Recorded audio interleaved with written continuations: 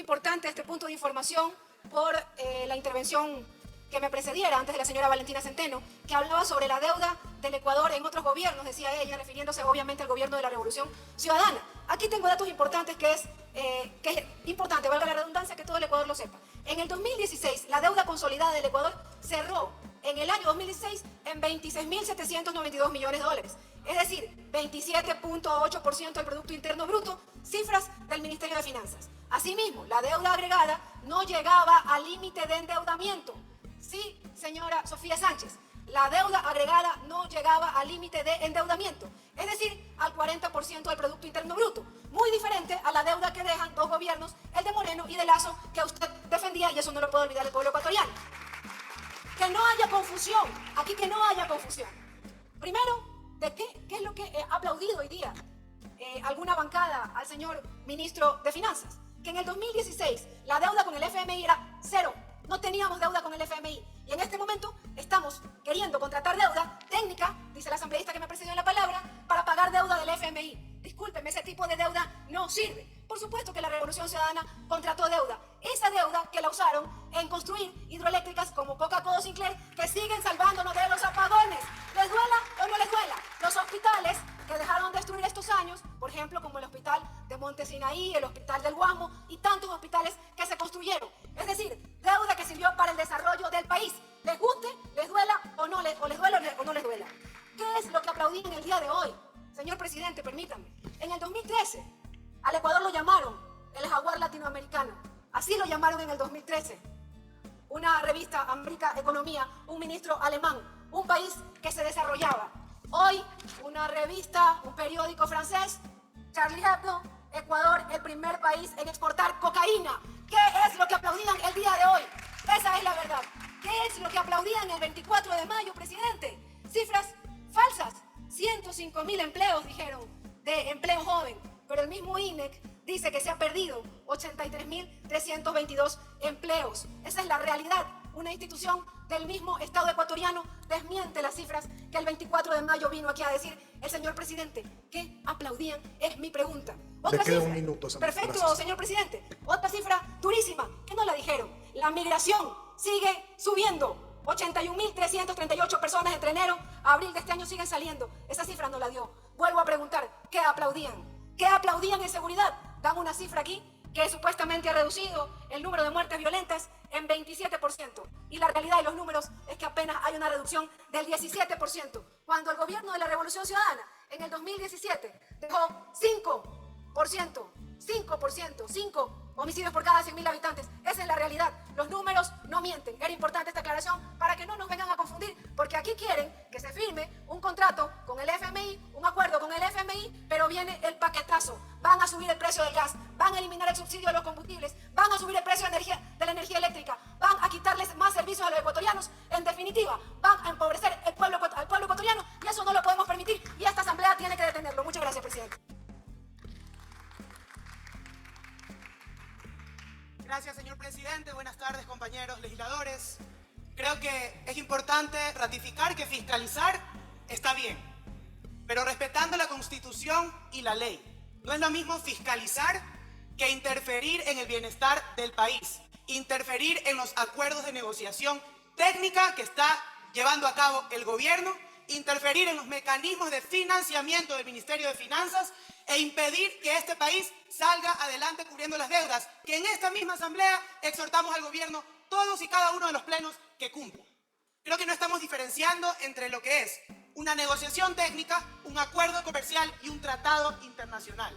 ¿De qué acuerdo comercial transparentado estamos hablando si nos encontramos en una etapa previa de negociación técnica que debe cumplir un procedimiento reglado en normativa incluso expedida en gobiernos anteriores, como el COPLAFIP, en donde el Ministerio de Finanzas tiene sus competencias y la Asamblea, por otro lado, tenemos las nuestras? ¿O acaso creemos que nosotros tenemos que aprobar o ratificar los acuerdos comerciales del gobierno? No, señores, tenemos nuestras competencias y el Ministerio de Finanzas tiene las suyas. Lo que estamos logrando el día de hoy es interferir en un mecanismo de financiamiento para que este país pueda cubrir las deudas y las obligaciones que aquí mismo le pedimos que cumpla y le exhortamos que cumpla.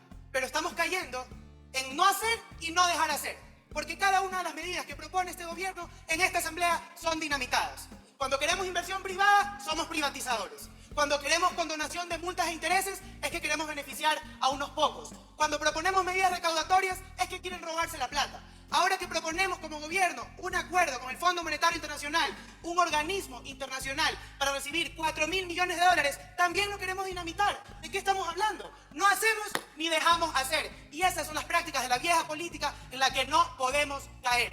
Por lo tanto, el ministro de Finanzas fue muy claro y fue el día de hoy en su intervención enfático en que no podemos hablar de un acuerdo comercial cerrado que se haya concluido, en el cual podamos transparentar los términos, porque estamos en un proceso. Debe pasar por el directorio del Fondo Monetario Internacional, por el Comité de Endeudamiento y falta todavía pasos que cumplir para poder llegar a esta tan anhelada financiamiento que lo han hecho gobiernos anteriores, pero que a este gobierno parece que solo sirve exhortarle y no ayudarle y aportarle a salir adelante con tantas deudas y obligaciones impagas. Creo que tenemos que ser más responsables en nuestro trabajo como legisladores y ser empáticos con la situación que tiene el país y con un gobierno que lo que busca es cumplir con deudas heredadas y obligaciones heredadas. Pero parece ser que aquí en la Asamblea no hacemos ni dejamos hacer. Muchas gracias. Ana Galarza. Muchas gracias, señor presidente. Buenas tardes, colegas legisladores.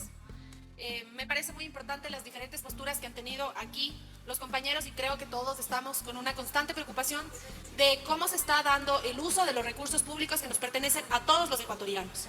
Creo que ha quedado claro que nuestro país está en dificultades económicas y eso se debe a las malas administraciones de turno. Administraciones que han priorizado temas que realmente no son urgentes ni necesarios, sobre todo para los sectores más necesitados de nuestra sociedad, que son aquellos que necesitan tener el apoyo suficiente para poder acortar esa brecha social y económica que ha generado todas las problemáticas sociales que vivimos en la actualidad en nuestro país.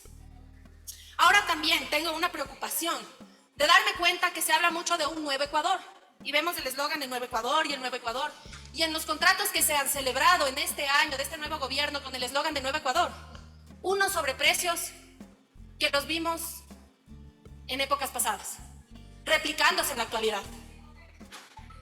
En el Hospital del Niño, por ejemplo, vemos cómo un contrato de $1 millón compra la alimentación con un 300 a 400% de sobreprecio en el Nuevo Ecuador. ¿Qué tiene de nuevo eso? Si eso es algo que ya lo hemos vivido, que ya lo hemos visto y que quebró a nuestro Estado ecuatoriano.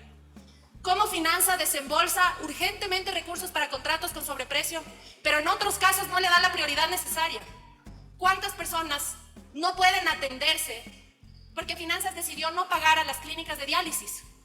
¿Saben cuánto cuesta un tratamiento de diálisis? ¿Y saben cuántas personas tendrán que ver a sus seres queridos incluso fallecer porque no cuentan con los recursos económicos para poder cumplir con esos tratamientos? Porque Finanzas está dando prioridad a otro tipo de temas. Otra cosa más. Al despacho de esta legisladora, y seguramente habrá llegado también a los despachos de muchos otros compañeros legisladores, debe haber llegado denuncias de cómo se estaría cobrando vacunas en el actual Ministerio de Finanzas para que les pongan en la lista de prioridad de pagos. Y hasta piden un porcentaje.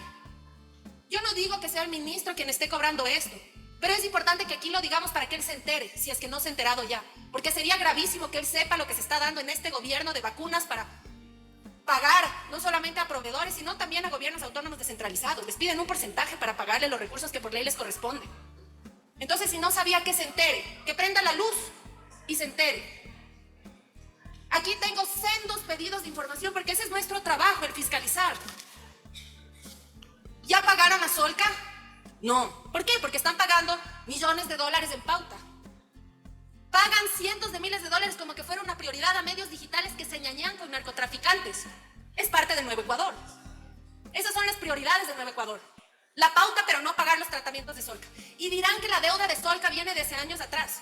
El hecho de que gobiernos anteriores no le hayan dado la prioridad necesaria a este tipo de instituciones que luchan a favor de la salud. El hecho de que esos gobiernos no le hayan dado la importancia que se merecían y que siga sucediendo lo mismo en la actual administración, no es justificación. Si hablamos de un nuevo Ecuador, pasemos de las palabras a los hechos. De los videos y los zapatos de plataforma a los hechos. La gente se está muriendo. No entiendo cómo una señora ministra, con el respeto que se merece, al país le dice que la inseguridad ha bajado en 99%. Si se salen de su burbuja, de su cápsula de seguridad, y viven lo que vive el ciudadano diariamente, se van a dar cuenta que están muy alejados de la realidad. Aquí hay el pedido de información del tema de Solca, de información a las clínicas de diálisis.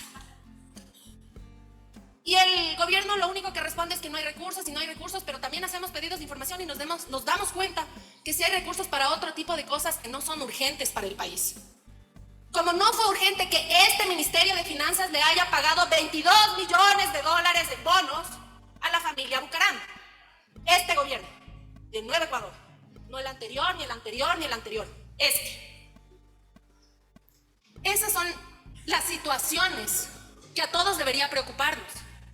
Y que no quieran mentir y confundir a la ciudadanía de que el hecho de que fiscalicemos sea porque somos contrarios a una autoridad. Aquí nosotros somos ecuatorianistas sobre todo, no gobiernistas, porque ser gobernista es ser el papel higiénico o el tapete del poder de turno, no. Ecuatorianistas, todos, los que sí queremos verdaderamente un nuevo Ecuador, y más que un nuevo Ecuador, un mejor Ecuador, un Ecuador más justo, un Ecuador más transparente. ¿Por qué no quieren transparentar los términos de los recursos que están trayendo desde el exterior? ¿Qué están dejando en garantía? ¿Cuáles son los compromisos que están asumiendo? Ya hemos vivido en gobiernos anteriores que por quedar bien se endeudan hasta la médula para tener recursos para quedar bien en su gobierno y después que el siguiente gobierno sea el que vea cómo soluciona. Eso ha sido una tónica de toda la vida y eso ha sido lo que no ha permitido que nuestro país avance hacia donde todos queremos que esté, en un país más seguro, en un país con mayores oportunidades, en un país que genere confianza no solamente en la comunidad internacional, en la que se jactan que baje el riesgo país, que baje el riesgo país. Yo lo que quiero que sí baje es el desempleo. Por ejemplo, ¿sí saben a cuántas personas de más de 45 años han despedido desde enero de este año en la actualidad? Porque el nuevo país se está enfocando en la juventud y no digo que eso no se necesita, es importante, pero también tenemos que generar condiciones y oportunidades de trabajo para las personas de más de 45 años, porque todavía tienen mucho que darle al país. De hecho, en este grupo de edad son personas que tienen ya familias, probablemente hijos ya grandes, que tienen a sus hijos estudiando en universidades, tal vez créditos hipotecarios, pero ya por el tema de la edad o les sacan o no les dan oportunidad de trabajar por la edad. Y eso se está dando en la actualidad. Entonces tenemos que generar oportunidades de trabajo no solamente para algunos, sino para todos. Y me pareció importante que en el tema de la consulta popular se haya incluido la posibilidad de preguntarle al país si quería una opción más de contratación. Una opción, hay diferentes tipos de contratación. Solamente quisiera, señor presidente, y agradeciéndole también que me haya concedido la palabra, también a ustedes, compañeros legisladores, por la atención que siempre con respeto nos brindan cuando nos dirigimos a ustedes y sobre todo al país, es que podamos siempre tener las cifras reales. Que no vengan aquí subidos en zancos y nos pongan videos mentirosos, porque no somos niños de escuela y el país se merece más respeto. Muchísimas gracias, señor presidente. Muchísimas gracias.